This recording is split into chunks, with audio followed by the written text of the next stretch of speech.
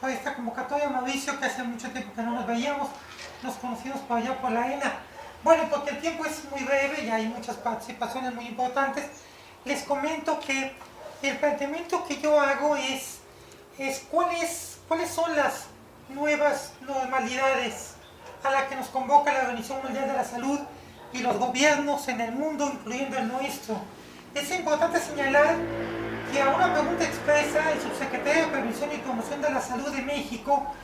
científico y funcionario, dijo que probablemente nunca volveremos a la normalidad anterior. Y si tomamos en cuenta que esta pandemia puede tardar entre 1 o 2 años en estabilizarse en ausencia de una vacuna, y mientras el proceso de la famosa inmunidad por rebaño, que es muy peligrosa justamente lograrla, particularmente para las personas que tenemos vulnerabilidad en términos de salud en relación con el COVID-19, ¿cuál es la nueva normalidad a la que nos convoca? Es muy importante porque esta nueva normalidad, a diferencia o junto con lo que ha ocurrido en otras 7 pandemias que históricamente han recorrido la historia de la humanidad, en esta la acompaña muy particularmente una crisis económica, financiera y de los energéticos. La caída de los precios del petróleo, las crisis de las bolsas de valores en el mundo, los riesgos de recesión mundial y el peligro del fantasma de una depresión como la de 1929-33 le plantean a la humanidad qué salidas, hacia dónde vamos. Y podemos ver ahí el planteamiento de que hoy estamos asistiendo a una nueva etapa, la que se conoce como el antropoceno, que vendría a sustituir a la última fase del cuaternario, que sería el holoceno, y que se caracteriza porque la actuación de la humanidad, de los seres humanos, de la llamada civilización, progreso, desarrollo del capitalismo en sus diferentes fases, y actualmente en el neoliberalismo globalizador, está llevando a un desequilibrio de los ecosistemas que hacen que el planeta, en su proceso natural de calentamiento global, se vea agravado con lo que hoy conocemos como el cambio climático, que es esta producción y agotamiento de las fuentes energéticas y las consecuencias que está produciendo en la temperatura, el consumo del dióxido de carbono, los fósiles de carbono, gas, combustible. Esto es muy importante porque esta fase no solamente es la natural que ha vivido el planeta a lo largo de su historia, sino es responsabilidad directamente de la humanidad. ¿Sí? Y aquí habría que preguntarnos si es de la humanidad en general o si es del modelo económico, social y político del capitalismo, en lo que algunos también llaman la fase del capitaloceno, en relación con las fases geológicas o las etapas históricas de la humanidad, en las que el capitalismo no solamente en sus diferentes fases, ¿sí? ¿Escucho?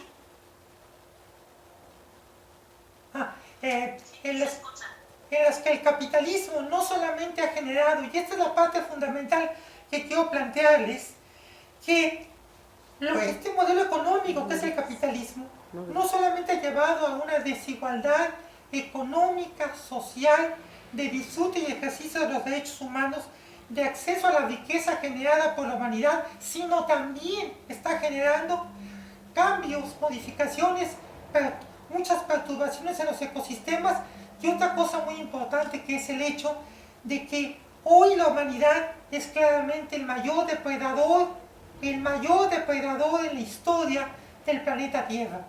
Pero estas consecuencias y estas responsabilidades no son generales para todo el planeta, sino son particularmente para este modelo económico, social y político que es el capitalismo en sus diferentes fases, hoy en la fase neoliberal globalizadora a nivel económico y social, y en la fase del capitaloceno a nivel de las eras geológicas.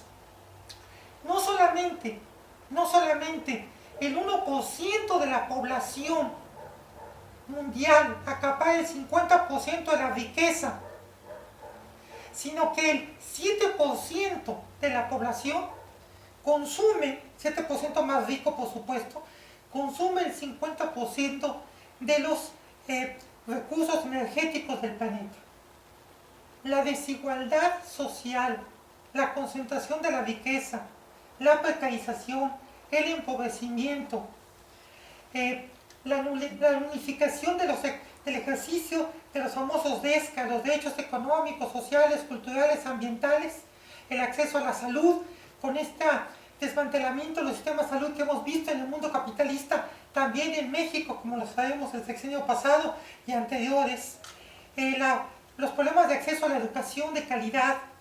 a la educación pública gratuita, a una vivienda digna, a un trabajo en condiciones higiénicas, están haciendo que la humanidad se enfrente entonces a una normalidad donde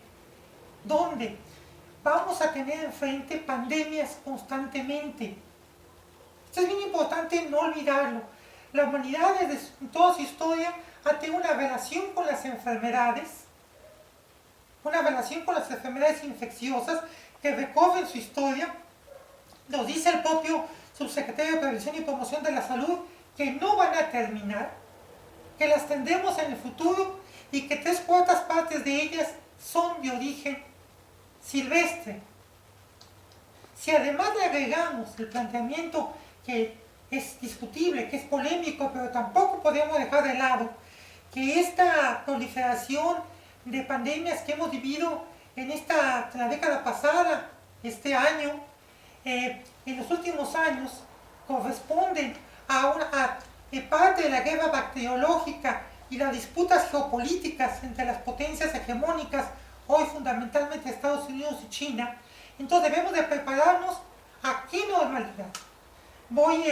planteando entonces mis puntos finales. 7 minutos. No parece ser que la lógica del crecimiento económico a ultranza, del productivismo, de la recuperación del consumo y de las estructuras macros del mundo capitalista signifique lo mismo para todas las partes, para todos los sectores sociales, para las poblaciones empobrecidas, precarizadas, racializadas, para las personas discriminadas que han perdido empleos. 25 millones de empleos calcula el OMC que se han perdido, que se perderán con esta pandemia, para las personas que han vivido los problemas de salud. Entonces, volver a apostar